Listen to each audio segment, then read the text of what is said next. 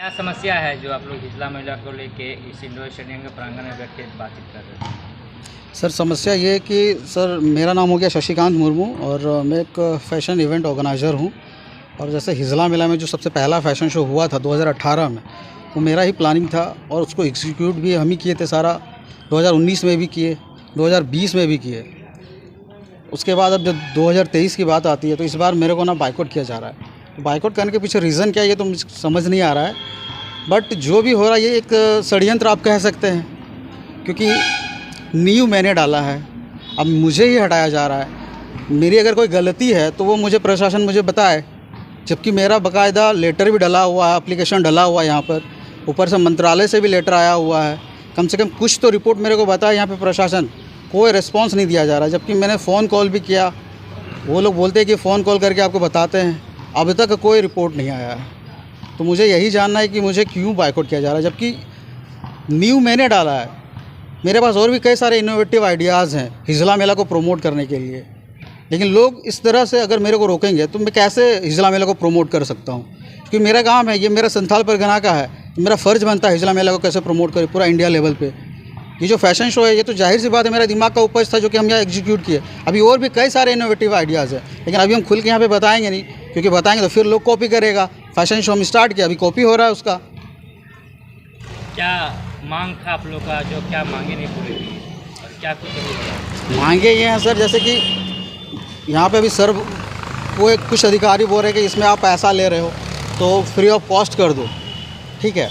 तो 2018 में मैंने फ्री ऑफ कॉस्ट ही किया था, 2019 में भी मैंने फ्री ऑफ कॉस्ट ही किया था, 2020 भी मैं फ्री ऑफ कॉस्ट ही कर रहा था। बट उस वक्त जो एसडीएम सर थे वो खुद से मेरे को पैसा दिए। मैंने तो कभी नहीं मांगा कि सर मेरे को पैसा चाहिए, वो खुद एक सहायता राशि जिसको बोलते हैं हेल्पिंग अमाउंट, वो खुद दिए।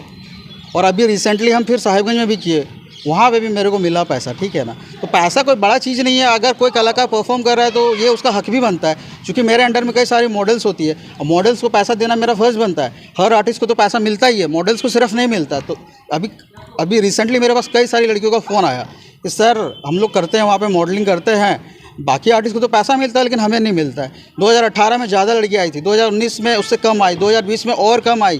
तो जाहिर सी बात है अगर यही बिहेवियर रहा प्रशासन का तो धीरे धीरे तो कम होता जाएगा मॉडल्स का जनसंख्या। तो एक समय ऐसा आ जाएगा कि पूरा फैशन शो ही बंद हो जाएगा। तो मेरा जो सोच था, जो मेरा जो सपना था, वो तो डूब रहा है ना, तो बुरा तो लगेगा। क्या मांग है आपका, क्या कुछ मांग यही है सर कि इसमें जो मिनिमम अमाउंट है, जैसे कि मैंने मंत्रालय से बात किया था, मेरा अप्रूव हुआ 20 लाख का। तो 20 लाख का जो अप्रूव हुआ है तो ये लोग तो मेरे को बोल रहे हैं यहाँ पे कि आप टेंडर भरो तो ही मिलेगा 20 लाख, मतलब 1.5 लाख से ऊपर जाओगे तो। अगर 1.5 लाख तक में आप करते हो तो बिना टेंडर का आप कर सकते हो। लेकिन अब कुछ पदाधिकारी बोल रहे हैं कि नहीं हम फ्री ऑफ कॉस्ट करा रहे हैं, तो शशिकांत को हम करने नहीं देंगे। तो यार हम भी तो फ्री ऑफ कॉस्ट ही कर रहे हैं, हम पैसा थोड़ी मांग रहे हैं, बट आपका फ़र्ज़ बनता है कि आपको देना चाहिए। अब पिछले साल मिला। कोई जैसे कार्यक्रम में भाग लेंगे तो उसके लिए बाकायदा कोई नियम है कि कोई भी किसी को उठा के उसमें जो पार्टिसिपेंट आती है कई सारी लड़कियाँ, अब मेरा सोच था कि बेचारी उतना दूर से आती है। प्रशासन कैसे कलेक्ट करता है, किसी प्रशासन कैसे लेते हैं किसी कलाकार को? प्रशासन तो नहीं लेती, जो भी लेते थे हम ही लेते थे। जितनी भी लड़कियाँ आती थी या लड़के आते थे सारे मेरे से ही कांटेक्ट करते थे।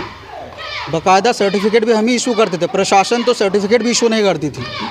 उनको तो सिर्फ इतना काम है कि हिजला मेला किसी तरह हो जाए, पैसा का बंदरबाट हो जाए।